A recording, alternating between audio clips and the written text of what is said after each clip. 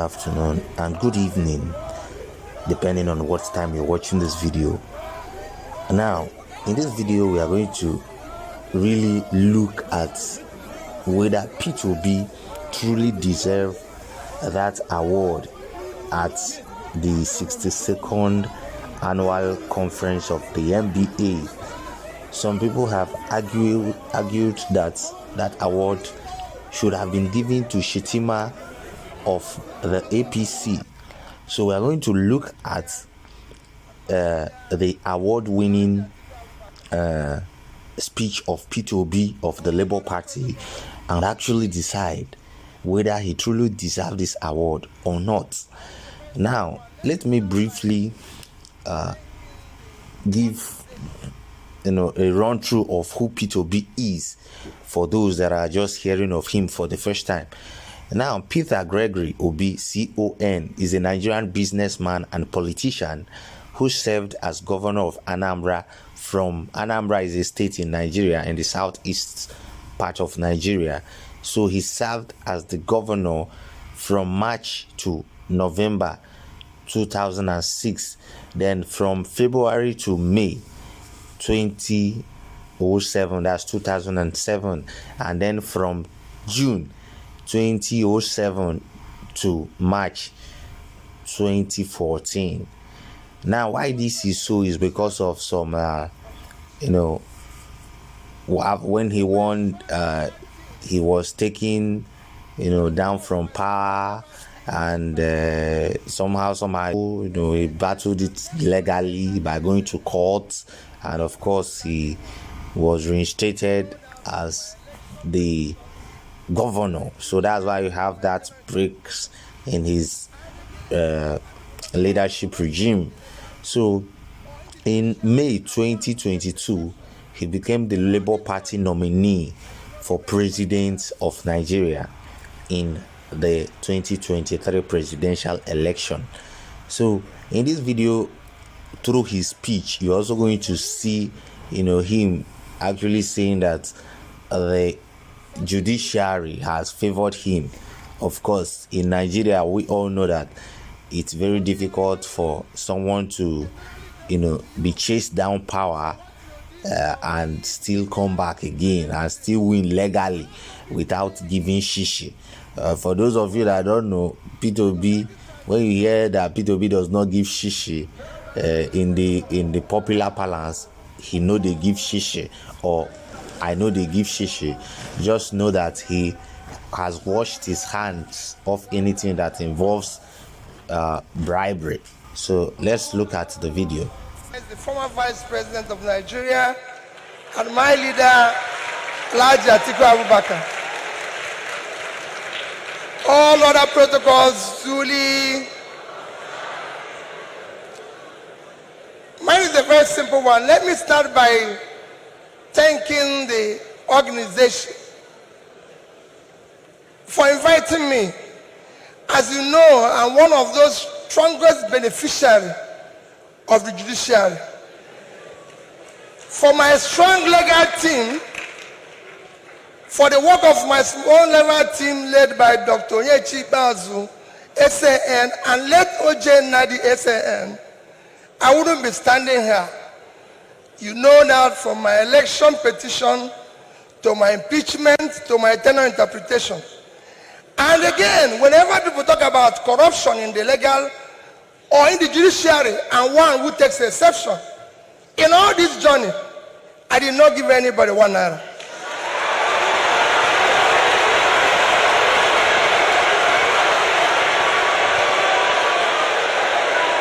So for me,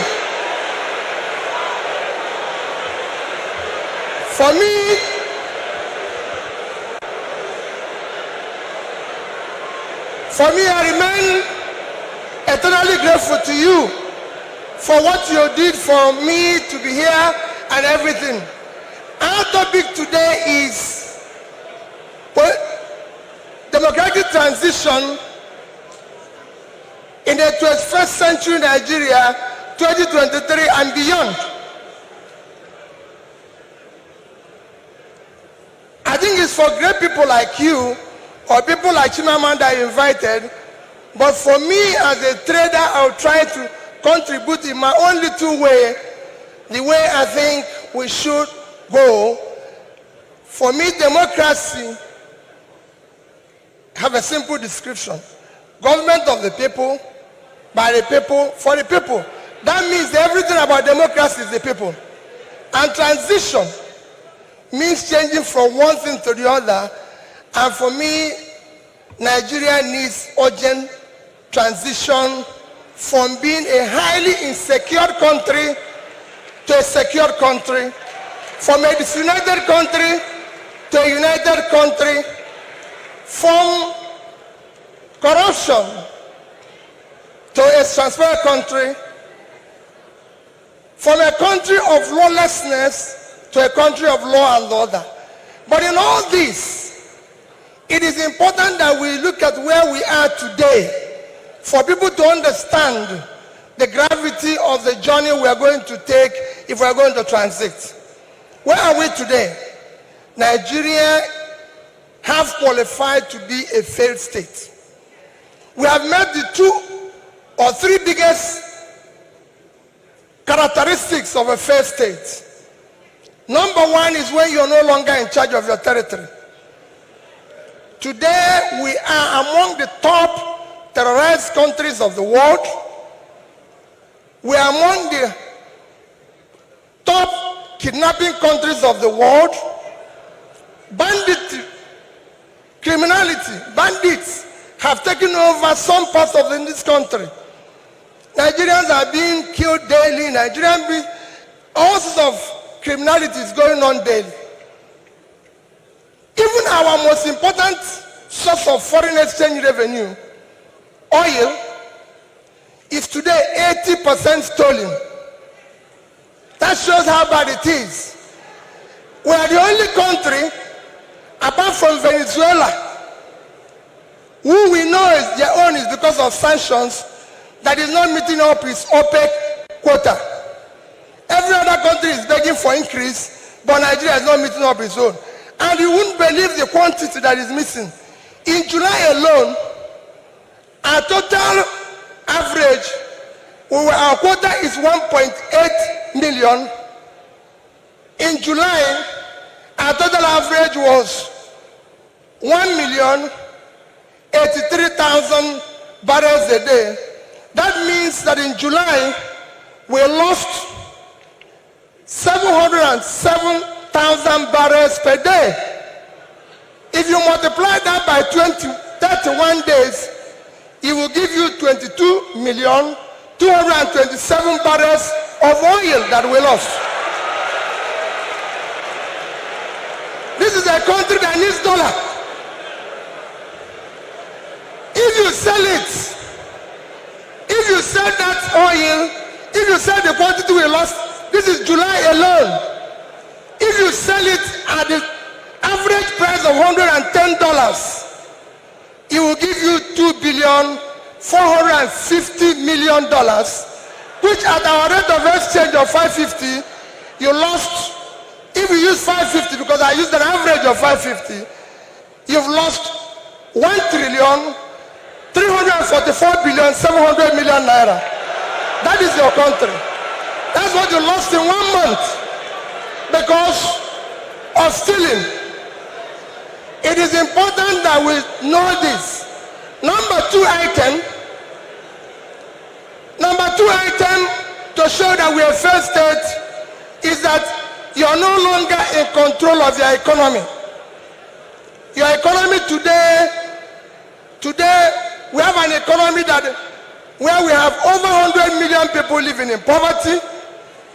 Your unemployment is one of the worst in the world because you have a combined unemployment of 50%, unemployment and unemployment.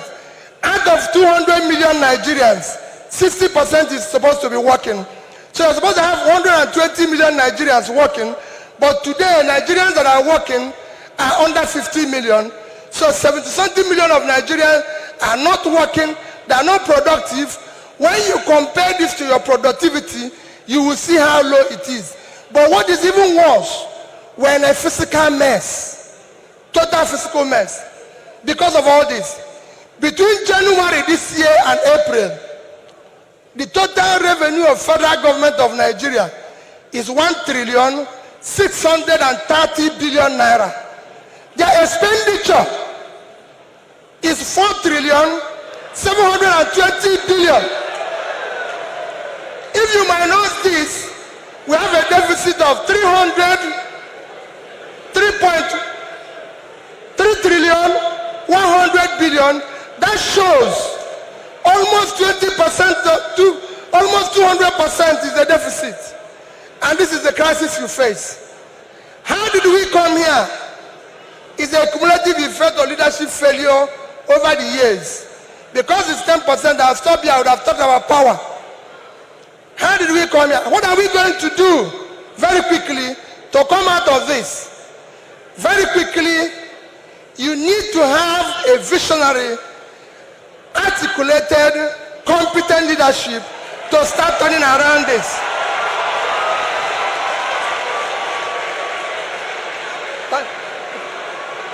So next year,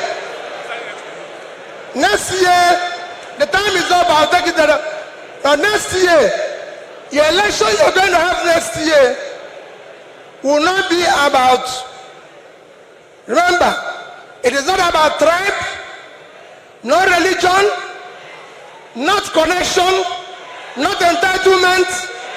It must be election about character, competence, capacity, and commitment to deliver.